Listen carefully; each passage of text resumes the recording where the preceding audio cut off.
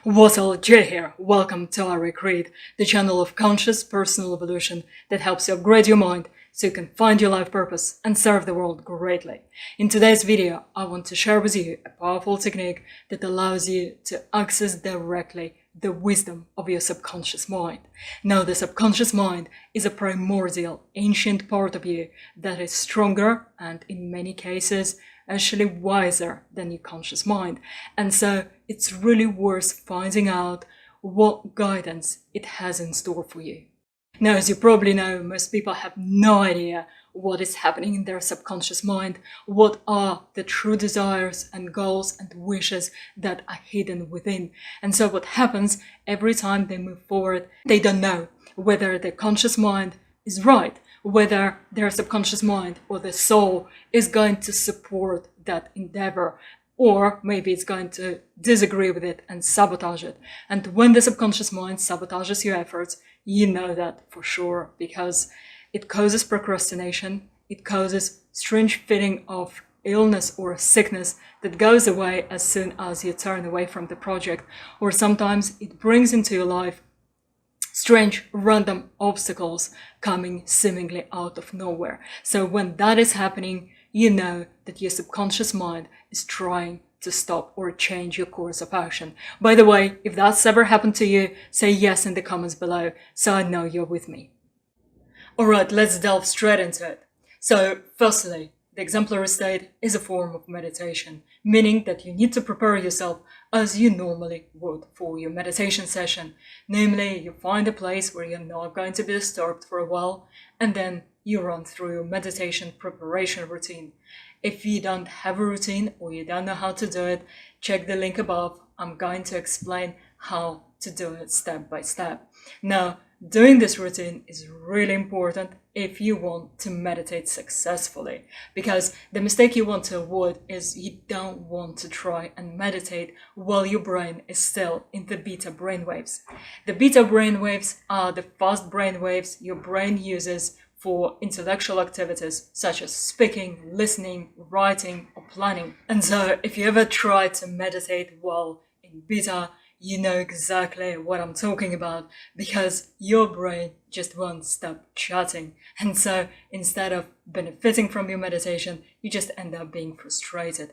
So you have to slow your brain down. You have to enter the alpha brain waves. Now, it may sound a bit complicated, especially if you're not into neuroscience, but it's actually really simple. This is the process that we all go through every single night falling asleep. So from the busy beta, your brain goes to slower alpha and then theta and then falls asleep to delta. So you want to repeat this process, obviously, apart from falling asleep. And by the way, if you keep falling asleep when meditating, it means that your body needs more rest. So you have to sort it out first. You have to attend to your body needs first and then resume your meditation practice. Now, being able to slow down your brain on demand is actually very important for conserving your power in general, because when your brain is oscillating really fast, it's also using up a lot of your resources. So you don't want to keep that going. You want to keep that under control. You use beta when you need it, and then you switch to alpha when you want to be more contemplative and more at peace with everything around. So after having slowed down your brain through the meditation preparation routine, by relaxing your body completely, you are now ready to begin entering the exemplary state. To do that, you need to find a memory. It can be any memory at all. The only condition is that it fulfills 3 criteria. So the first one is you are feeling completely happy with yourself. So you are in your best health and nothing is bothering you.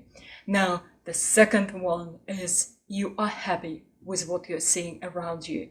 So just simply, you are in a place that you really like.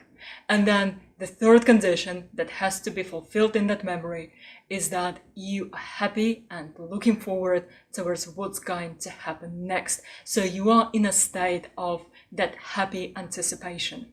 And the easiest example I often give to my students is, imagine you're on the first day of school holidays.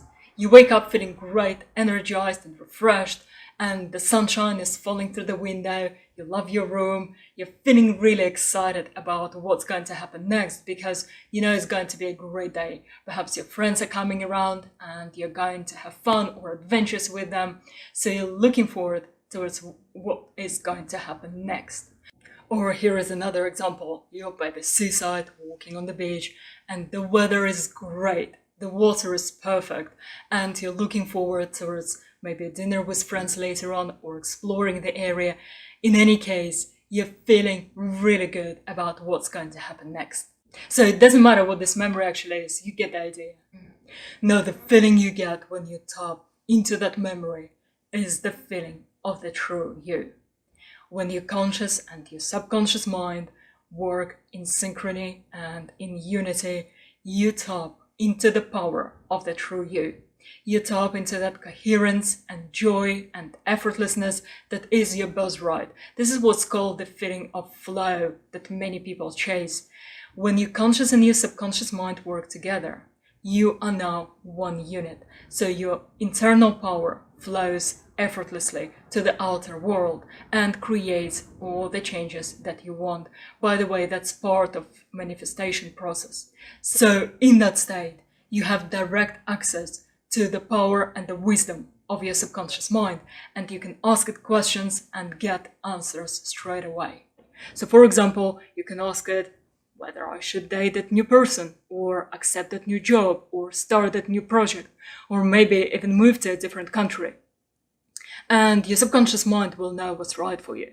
So the feeling that you're looking for is either the feeling of heaviness, constriction, and suffocation, or the feeling of lightness, happiness, and joy.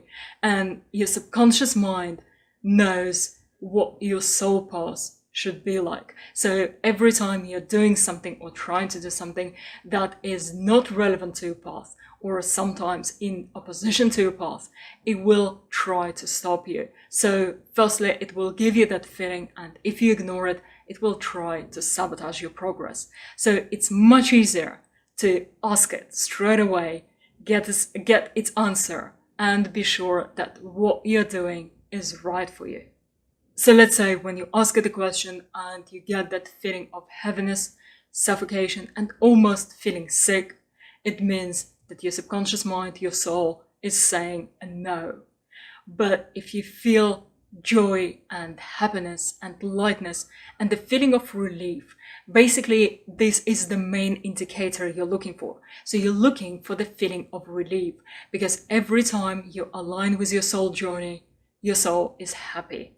And that happiness manifests as relief. Sometimes it can be mixed with a bit of nervousness, especially if you're doing something way outside of your comfort zone, something completely new, unexplored, really big. And so it's normal to feel a bit nervous about it.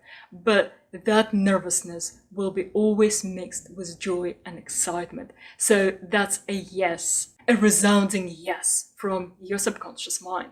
So just to sum it up, a no from the subconscious mind is the feeling of heaviness, of sickness, and of contraction. And a yes is a feeling of relief and lightness and joy, sometimes mixed with a bit of nervousness and excitement. Now, it may happen that, say, you present two different versions, two different paths to your subconscious mind, and it says no to both. In that case, it means that you have to keep looking. You have to keep your eyes open. So there is some other way that you haven't yet thought about that your subconscious mind really wants you to follow. Remember that the subconscious mind is the compass of where you want to go. It's your inner navigator. This is why you want to listen to it. It's like your internal sat-nav. So having got the answer, lead yourself out of the meditation in the proper way, meaning that you first bring your attention to your body, then to your surroundings, then open your eyes. If you don't do that, you may end up being spaced out for at least a few hours or even till the end of the day. You can actually share if that happened to you, because that's a mistake many people make. So what happens is, if you don't align your body properly with your mind after the meditation, they kind of become disconnected, and this is why you feel spaced out afterwards. So If you have to drive later on or you need to do a task that requires your full attention, that's obviously not ideal.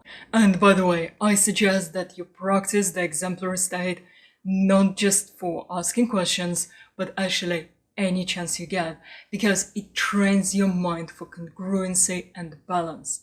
And you can move forward with much more confidence, knowing that what you're doing is aligned with your soul path, is aligned with your purpose, and it's right for you. So you're not looking back, you're not double guessing yourself, and it gives you so much more power as a warrior in spirit, and it allows you to change your own life much faster and to serve the world greatly. So you can see now why this is one of my favorite techniques, and I hope you love it as well.